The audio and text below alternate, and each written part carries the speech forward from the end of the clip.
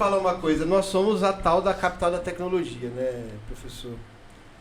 Mas quando que São Carlos... Porque assim, nós somos a capital da tecnologia porque temos a USP, a Federal, duas Embrapas, todo esse corpo, né, de indústrias, etc e tal. Mas quando que a cidade vai ser uma cidade de tecnologia? Porque São Carlos contrasta, né, demais com isso. E, desculpe, pôr um aplicativo para esperar o ônibus não é ser uma cidade de tecnologia. Nós precisamos internalizar para a população da cidade essa tecnologia. Eu lembro que no seu governo tivemos muitos pontos positivos nisso, em outros também, mas nunca chegamos a esse ponto. Quais são aí as questões, como é que você entende isso? Eu entendo.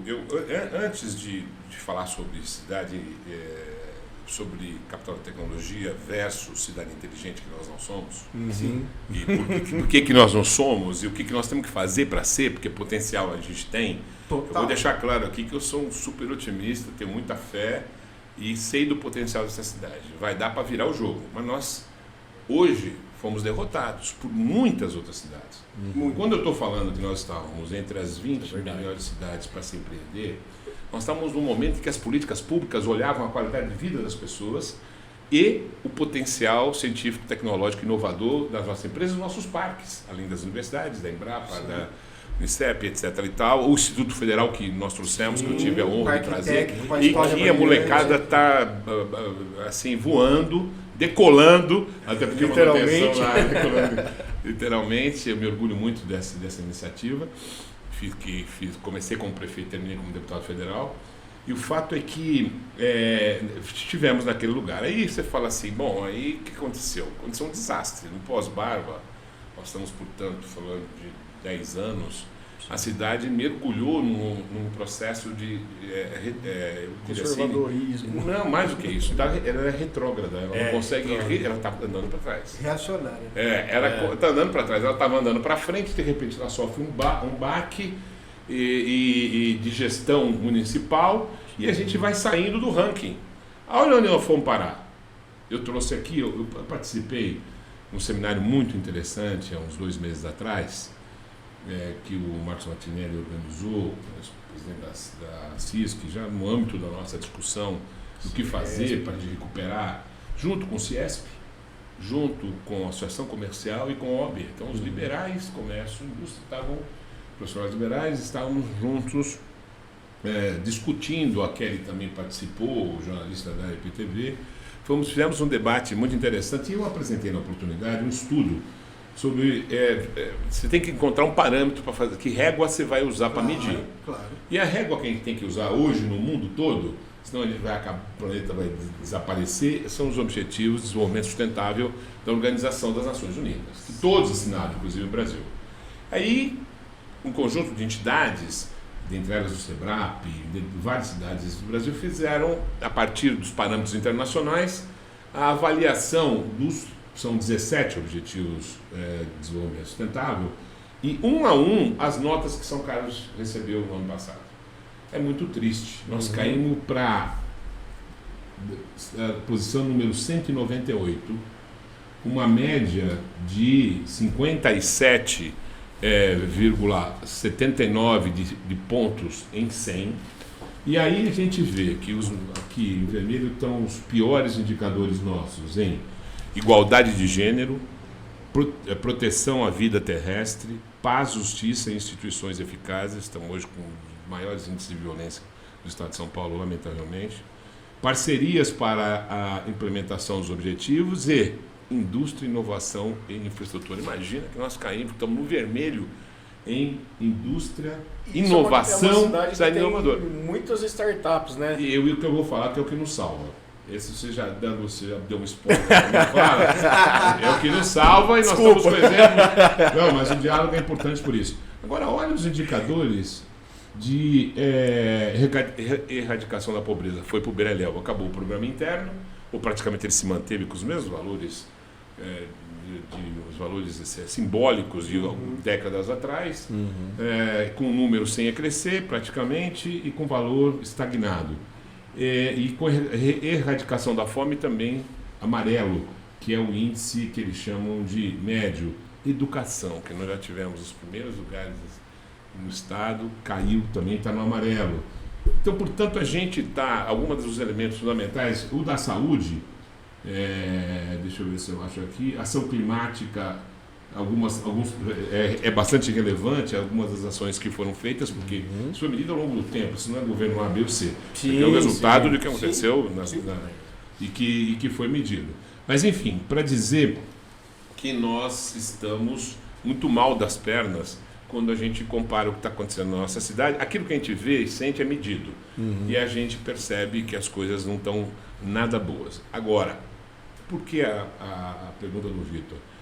Para nossa salvação, esse ambiente de inovação que a gente tem, que nos levou ao tal título, à tal designação de cidade de ciência e tecnologia, por causa dos 100 PhDs, de um PhD para cada 100 habitantes, que é, na América Latina, o maior indicador. Só ganha até só perde para a Suíça. Isso, alguma coisa assim. Genebra, né? Aí a gente vai, esse pessoal que é formado nas nossas instituições, Instituto Federal, na nossa Universidade Federal, na USP, nos programas do Estado de formação profissional e técnica, esse pessoal é um caldo de cultura que, se um empresário vem e coloca uma semente, ela floresce. Então, olha o dado importante que nós temos hoje. Nós estamos com indicadores ruins de qualidade de vida, e as pessoas sentem isso no dia a dia, no transporte, na saúde e tal.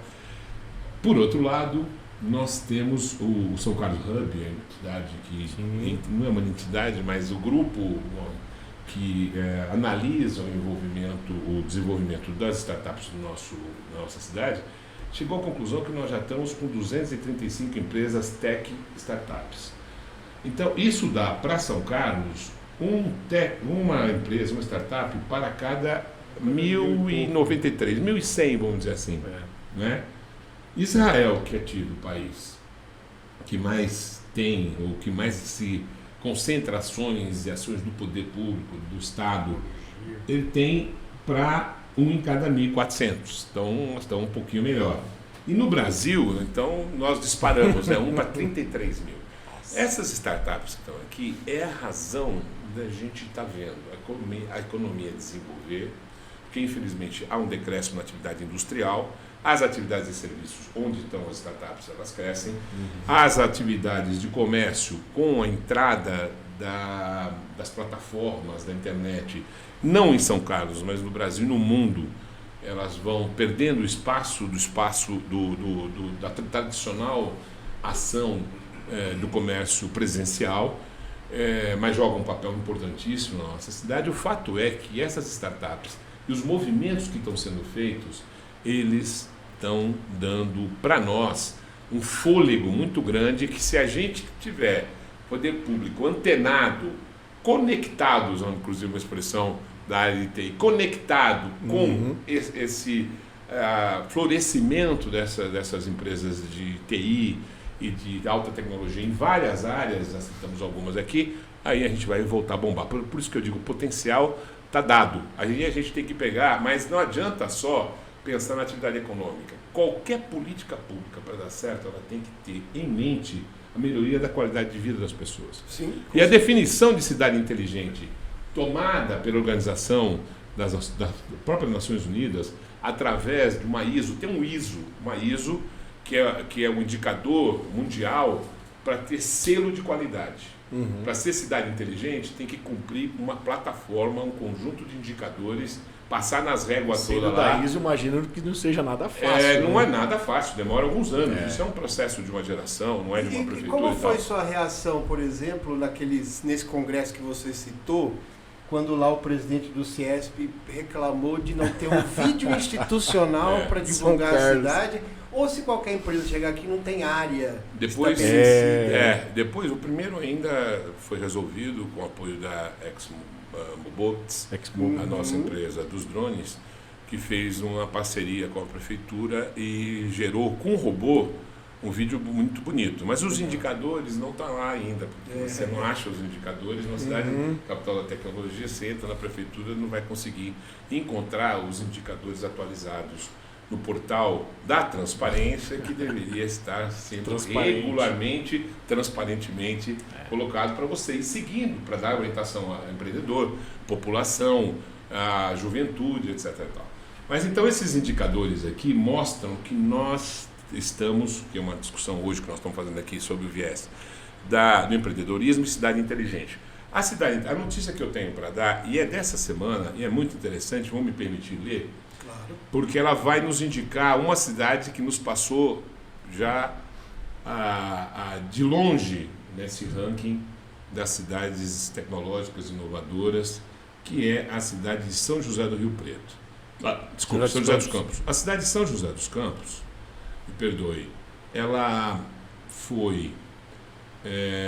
a ISO que eu estava falando para vocês, esse indicador internacional definido pelas Nações Unidas, que é um parâmetro mundial para classificar a cidade inteligente ou não. E a cidade inteligente não é só tecnologia, ela tem que ter qualidade de vida, claro, sustentabilidade ambiental, ela tem que ter um conjunto de indicadores que mostram que a tecnologia ela vem para melhorar e pensar no conjunto das pessoas, não é? Não é um aplicativo só. Então essa ISO, ela estabelece definições e metodologias para um conjunto de indicadores para as cidades inteligentes. A norma surgiu a partir da ISO 37120, uma norma técnica voltada para os indicadores de sustentabilidade, conecta com o tema dos Objetivos de Desenvolvimento Sustentável da ONU, aliás é um órgão da ONU. E aqui no Brasil, quem é que credencia as cidades? É a Associação Brasileira de Normas Técnicas. Ela que responde, que é um órgão do MIDIC, se não me engano, e que responde pela avaliação das cidades que querem o selo de cidade inteligente. Quem não quer ter um selo de cidade inteligente? Mais ainda, multiplicaria mais ainda.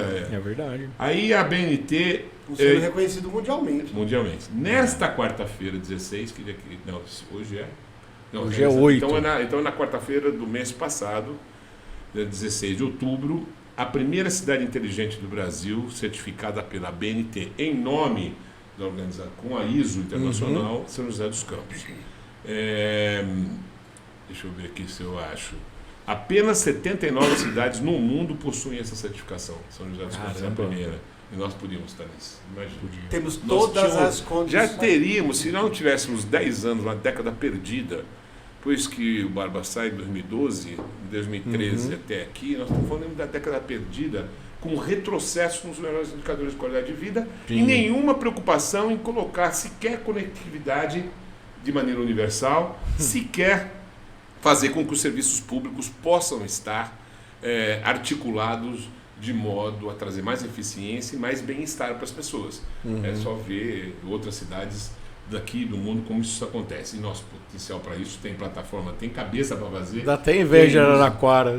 Vai para Araraquara, vai para Araraquara. Esse é um drama que a gente vive hoje em dia. Né?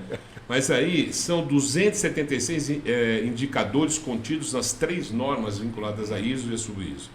A certificação tem como principal objetivo não apenas destacar os fatores de aplicação tecnológica, aquilo que eu falava, mas também detectar as boas práticas de gestão pública, portanto, da prefeitura, que afetam diretamente a qualidade de vida da população. Tudo isso está escrito fundamentalmente na norma que levou São José dos Campos a esse patamar invejável e para o qual a gente tem que seguir, como eu falei naquele seminário, e como a gente já está vendo, que, exemplo mais recente, o São Carlos Experience. O pessoal do Novo Lab se reuniu com um conjunto de entidades e constrói uma experiência magnífica,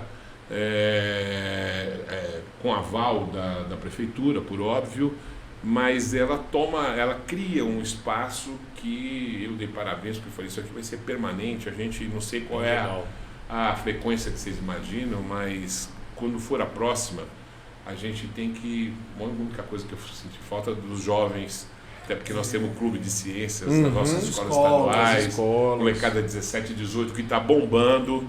Eu não posso falar de uma coisa que vai acontecer, mas é muito bonita. Mas eu acho que é normal, foi o primeiro evento, eles também sentiram, provavelmente. Isso. E o fato, foi muito legal. Foi bem legal. As pessoas que vieram, craques. Qualidade fantástica. Eu passei lá, pude, pela minha agenda, participar 2 dias inteiros de um pouquinho de um outro, mas eu fiquei muito impressionado e aprendi bastante. Esse tema também estava lá colocado. Sim. Inclusive a inteligência artificial estava lá Assistimos a colocada, palestra. da professora Solange da USP. Foi bem legal a palestra Muito dela. legal, muito legal. Então a gente vê, esse São Carlos Experience foi a vitrine de tudo aquilo que a gente tem de bom. Estamos várias empresas que, daqui na cidade, pequeno porte, mas que tem tão grande desenvolvimento científico, tecnológico e inovador, que exportam, inclusive. Eu passei de stand em stand, conversando com as pessoas e vendo o progresso e me orgulhando daquilo que é desenvolvido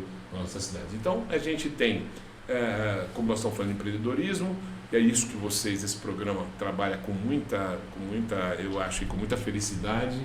É uma riqueza a gente entender que o empreendedorismo, o novo empreendedorismo, esse que é inovador e sustentável e que visa melhorar não só os parâmetros econômicos da cidade, mas os indicadores sociais da cidade, porque senão não anda, tem que entender isso. Isso e a sustentabilidade, a gente tem que pensar e se engajar na economia verde. A gente tem que pensar nas políticas públicas também, em todo o processo de descarbonizar a nossa economia. E tem muita coisa que pode ser feita e muito cérebro na nossa cidade. O meio aqui, como eu digo, o clima, o ambiente que São Carlos traz, é a resposta que se pergunta a qualquer startupeiro que veio de fora. Você veio para São Carlos por quê?